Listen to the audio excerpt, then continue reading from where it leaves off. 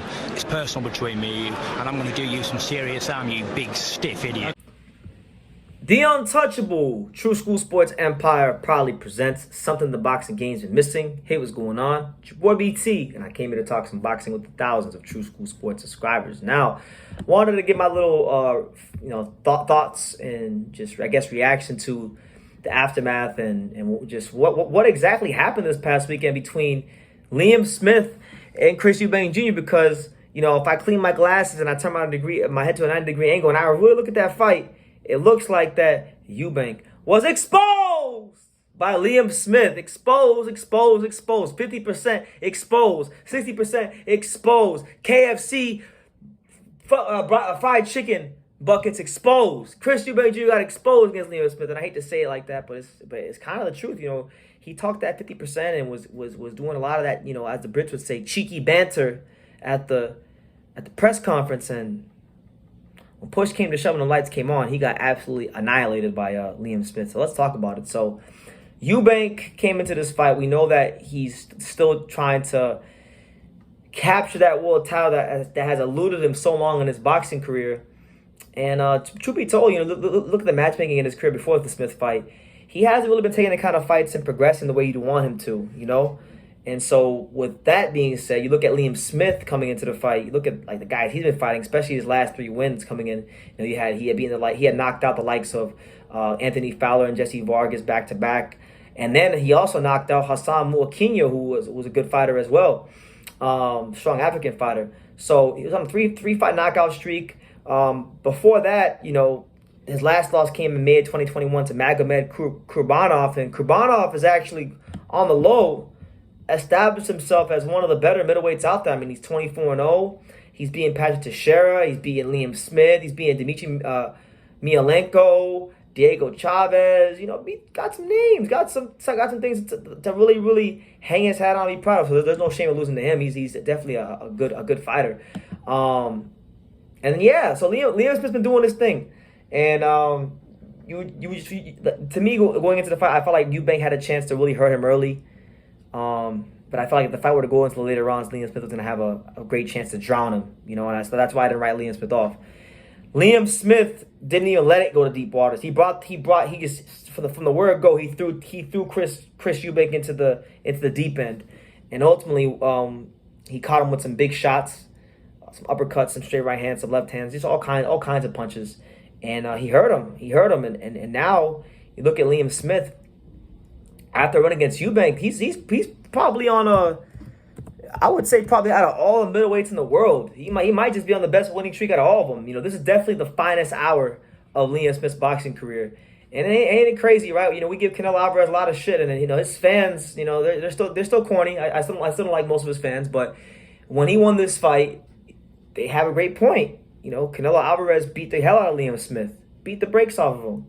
And now you've seen what Liam Smith has done all these years later, now on the way to establishing himself as a top fighter in the 160 division, So shout out to him. Eubank was ranked pretty highly. I mean, Eubank was 2 in the WBO. He was what?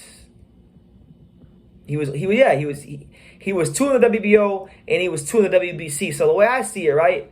If we're looking at Liam Smith and what could possibly be next for him, I'm good with whatever. If he gets a WBO world title shot, I would love to see Liam Smith take on Janibek. Janibek would be a great step up for him from Denzel Bentley. If we can't get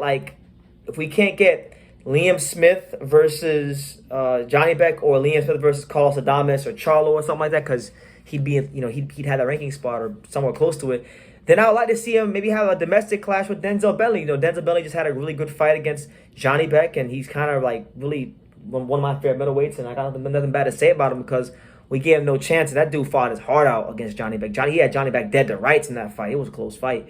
So, man, Liam Smith, I think it's fair to say to me, I'm just being honest, I don't know what goes on in the man's mind, and I don't know what's in Eubank's spirit, but just from what I can see, I genuinely believe that unless it's Conor Ben, I can't foresee Eubank fighting any longer. I think Liam Smith probably crushed his boxing career last night because think about it, he's 33 years old. He's never won a world title. He doesn't need the money.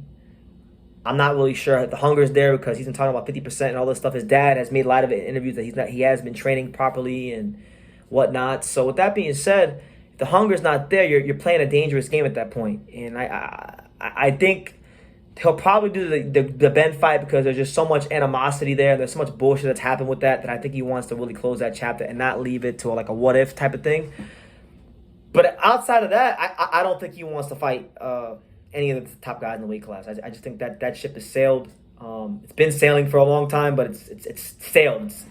It's somewhere out in the middle of the ocean. We got to send an APB to go find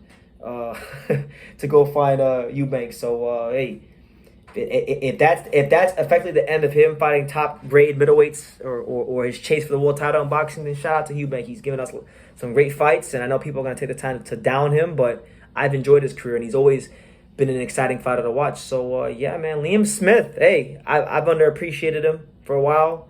I think I've underrated him for a while, but these last 4 fights, and especially yesterday, with yesterday being like the apex, the crescendo of his career, he's really earned himself a big fight. So ideally, give me him against Janibek or Denzel Bentley or Damas. I think those 3 fights, and if he can't get those 3 fights, then I'd like to see him fight the guy who just won last night here in Miami, in one of the best middleweight fights I've seen in years.